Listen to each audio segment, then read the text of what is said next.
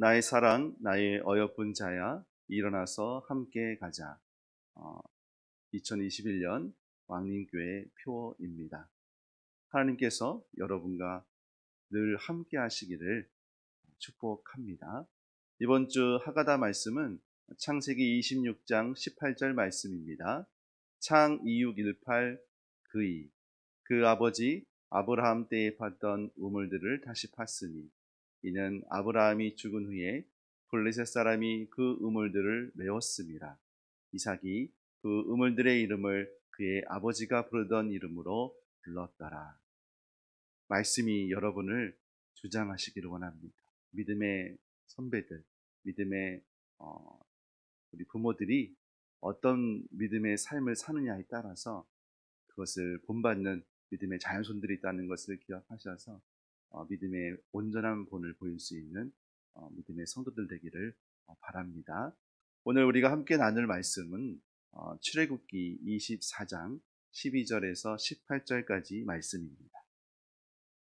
출애굽기 24장 12절에서 18절까지 말씀 제가 봉독해 올리겠습니다.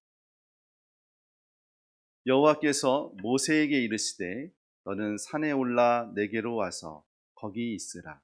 내가 그들을 가르치도록 내가 율법과 계명을 친히 기록한 돌판을 내게 주리라. 모세가 그의 부하 여호수아와 함께 일어나 모세가 하나님의 산으로 올라가며 장로들에게 이르되 너희는 여기서 우리가 너희에게로 돌아오기까지 기다리라. 아론과 훌이 너희와 함께 하리니 무릇 일이 있는 자는 그들에게로 나아갈지니라 하고 모세가 산에 오르매 구름이 산을 가리며 여호와의 영광이 시내산 위에 머무르고 구름이 엿새 동안 산을 가리더니 일곱째 날에 여호와께서 구름 가운데서 모세를 부르시니라. 산 위에 여호와의 영광이 이스라엘 자손 눈에 맹렬한 불같이 보였고 모세는 구름 속으로 들어가서 산 위에 올랐으며 모세가 40일 40야를 산에 있으니라. 아멘. 출애굽기 24장의 이야기 내용들을 살펴보면 하나님과 이스라엘 백성들이 언약하는 그런 장면들이 보입니다. 그래서 이스라엘 장로들을 모세와 아론 함께 불러서 하나님과 식사하는 그런 자리까지 그들이 경험하는 것을 보게 됩니다. 그래서 마치 하나님과 이스라엘 백성들이 이렇게 언약하는 언약식, 결혼식과 같은 느낌의 장면들이 24장의 이야기입니다.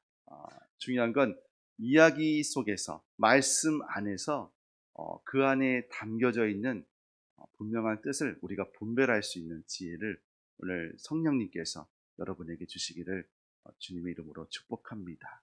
그래서 결혼식 하는 장면들로서 생각해 보면 하나님과 이스라엘, 즉 말해서 하나님의 백성인 우리가 하나님의 신부된다는 것을 여러분이 기억하셨으면 좋겠습니다. 그래서 하나님은 이 결혼의 증표로 우리에게 무언가를 주기를 원하세요. 그래서 오늘 12절에서 18절 말씀에 보면 이제 후에 10계명 돌판을 주기 위해서 모세를 부르시는 것을 여러분이 기억하시게 될 겁니다. 하나님과 우리 사이가 무슨 관계라고요? 신부, 결혼하는 신부, 신랑과 신부의 관계로 우리가 이해한다면 결혼만큼 우리 인생에 정말 중요한 것은 없는 것처럼 하나님과 우리의 만남, 하나님께서 우리를 부르시는 분명한 뜻이 있고 그 안에 감추어진 비밀이 있다는 것을 여러분이 기억하셨으면 좋겠습니다. 자, 당시에 이 결혼 예식을, 특별히 언약을 맺은 이 당사자들끼리 언약을 맺은 후에 하는 것이 있었습니다. 그게 무엇이냐면 돌에 새겨서 또는 토기판에 자기 서로의 언약들을 기록한 다음에 그것을 구워서 양쪽이 나눠 갖는 그런 풍습이 있었습니다. 아마도 하나님께서도 그런 유들을 이스라엘 백성들도 알기 때문에 분명한 언약의 증표들을 제시함으로 이스라엘 백성들이 하나님을 떠나지 않고 끝까지 하나님 나라의 백성으로 살기를 원하셨던 그 은혜의 증표들을 우리가 다시 한번 말씀으로 깨달으시기를 바라겠습니다. 오늘 12절 말씀을 보면 여호와께서 모세에게 말씀하십니다. 어떻게 말씀하시냐면 너는 산에 올라 내게로 와서 거기 있으라. 내가 그들을 가르치도록 내가 율법과 계명을 친히 기록한 돌판을 내게 주겠다 말씀하십니다. 율법의 목적은 분명합니다. 가르치는 것이. 무엇을 가르치느냐? 하나님이 어떠한 분인지, 그리고 하나님과 우리 사이에 어떤 사이인지를 계속해서 알려주기를 원하십니다. 그래서 오늘 말씀에 보면 친히 기록한 돌판이라는 것을 강조하시는 것. 하나님이 기록한 것이라면, 하나님이 주신 것이라면 어떤 마음이 드십니까? 이거 아무것도 아니야. 던져버리진 않으시겠죠. 여러분, 오늘 우리에게 주시는 말씀도 마찬가지입니다. 하나님이 친히 우리에게 주신 말씀입니다. 말씀이 그러할진데 우리가 말씀을 대하는 데 있어서, 말씀을 듣고 순종하는 데 있어서, 말씀을 듣고 내 심령에 새기는 데 있어서 너무 소홀한 것은 아닌가 한번 돌아보았으면 좋겠습니다.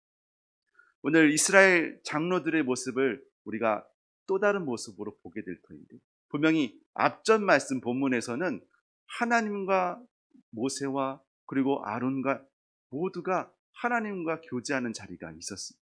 그렇다면 이 지도자들도 생각할 때 우리도 나름 하나님의 세우신 지도자라는 그런 마음들이 있었을 거예요.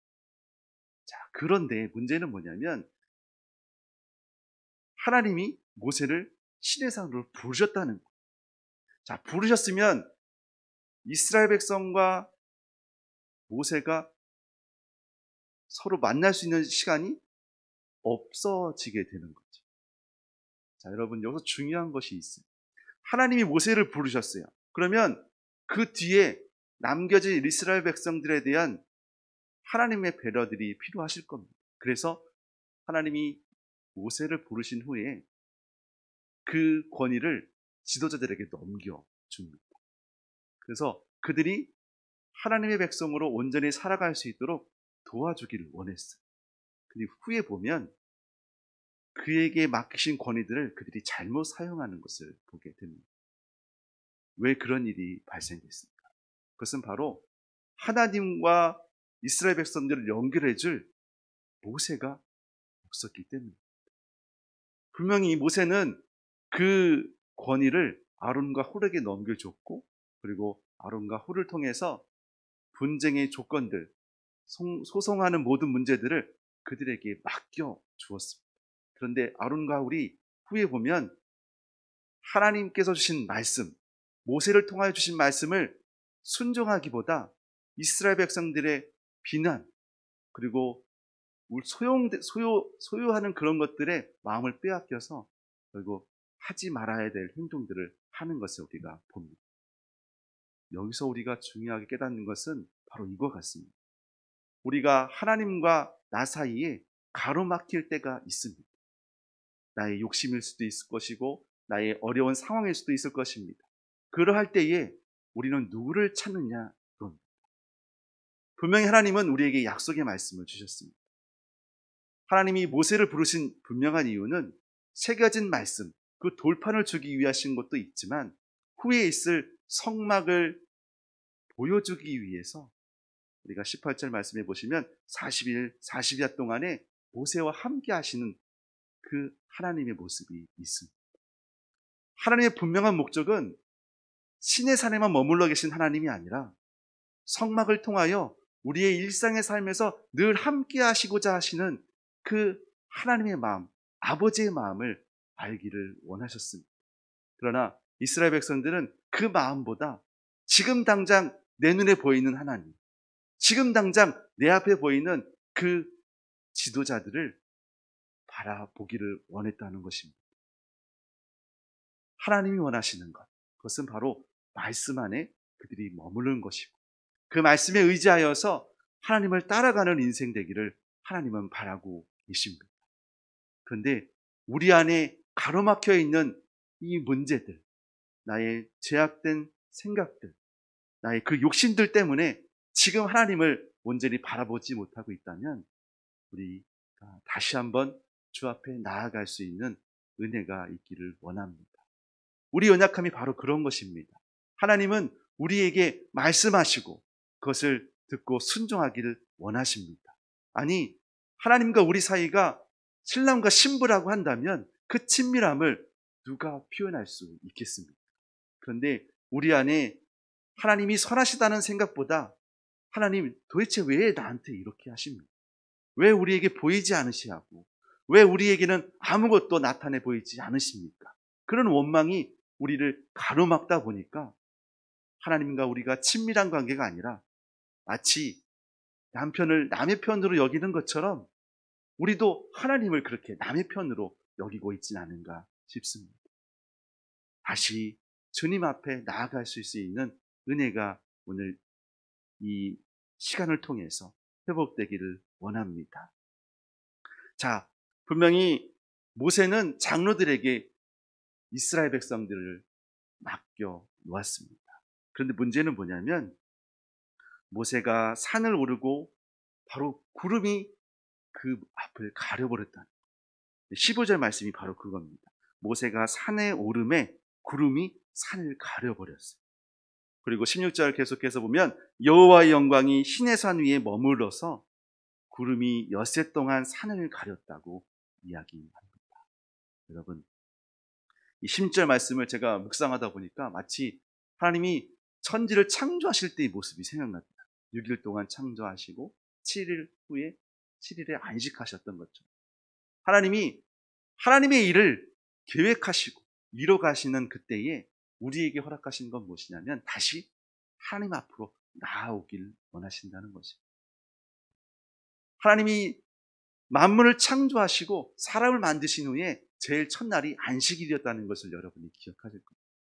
하나님과 우리 사이에는 늘 우리를 향하신 하나님의 그 마음이 있다는 것을 기억하셔서 하나님을 다시 찾을 수 있는, 하나님을 다시 그 앞에 나아가실 수 있는 우리 믿음의 성도들이 되기를 주님의 이름으로 축복합니다.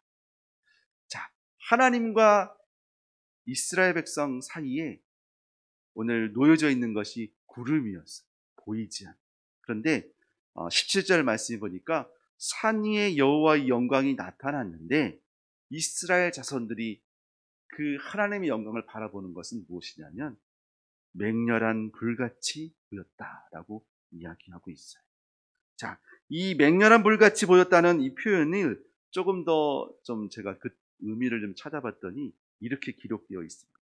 집어 삼킬 듯한 맹렬한 불꽃이라고 얘기를 하더군요. 이것을 좀 더 알 수 있는 부분들이 바로 이런 부분 같아요. 우리가 화재가 발생됐습니다. 그러면 그 불이 어떻게 움직이던가 모든 것을 삼켜버리듯이 영화의 한 장면처럼 그 폭발하듯이 닥쳐오는 그 맹렬한 불꽃들을 한번 생각해 보십시오. 그렇게 보이니 이스라엘 백성들이 어떻게 생각하고 있어요? 모세가 하나님 그 타오르는 불꽃 때문에 다시 볼 수 없겠구나라는 생각하지 않겠습니까? 그래서 후에 이스라엘 백성들의 그 모습들도 한편으로 이해가 됩니다. 저의 모습도 비춰지는 것 같습니다. 여러분, 하나님이 보이지 않을 때에 우리는 더 하나님의 말씀을 의지하여야 합니다. 하나님이 내게 주신 그 은혜들을 기억하셔서 그 말씀으로 다시 한번 일어설 수 있는 우리 믿음의 성도들이 되시기를 주님의 이름으로 축복합니다. 함께 기도하겠습니다. 주의 영광이 우리를 가득 채우기를 원합니다. 나의 욕심과 나의 욕망과 나의 문제 때문에 주님을 바라보지 못하고 있다면 주님 그 모든 상황을 주관하시고 우리에게 참으로 선으로 대하시는 그 하나님을 바라보기를 원합니다. 하나님은 우리와 함께 하기를 원하십니다. 그러하시기에 말씀을 주시고 또 은혜의 자리, 말씀의 자리에 주께서 불러주심에 또 그 부르심에 반응하고 응답하여 주 앞에 나온 우리 믿음의 성도들, 아버지 주의 은혜로 채워주시옵시고 보이지 않는 그때에 더 큰 하나님의 은혜를 사모하게 하여 주시옵시고 약속의 말씀, 그 언약의 말씀을 붙잡고 끝까지 주 앞에 충성할 수 있는 믿음의 성도 되게 하여 주시옵소서. 우리는 때때로 잘못된 판단을 내릴 때가 있습니다.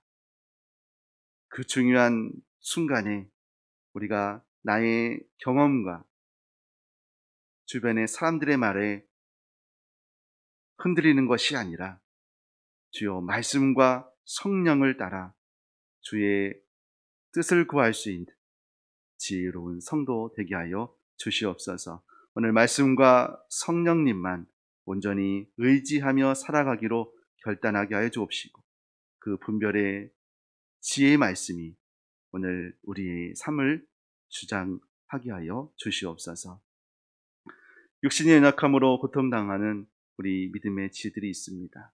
마음에 상처받은 믿음의 지체들을 주님 주의 보혈로 덮어 주시사 치유하여 주시옵시고 회복하여 주시어서 주님께 예배함이 기쁨이 되는 귀한 은혜가 있게 하여 주시옵시고 새로운 일을 준비하는 믿음의 수험생들을 주님 기억하여 주시사 아버지 주변에 어떤 상황이 처했을지라도 끝까지 인내하며 주의 말씀 의지하여 그 준비하는 시간들을 잘 이겨낼 수 있도록 주님 힘과 능력과 지혜를 더하여 주시옵소서. 예수 그리스도의 은혜와 하나님의 크신 사랑하심과 성령 하나님의 도우심이 믿음의 걸음을 나아가기를 주의 말씀을 의지하며 나아가기를 원하는 믿음의 성도 위에 그들의 가정과 일터 위에 영원토록 함께 하시기를 축원하옵나이다. 아멘.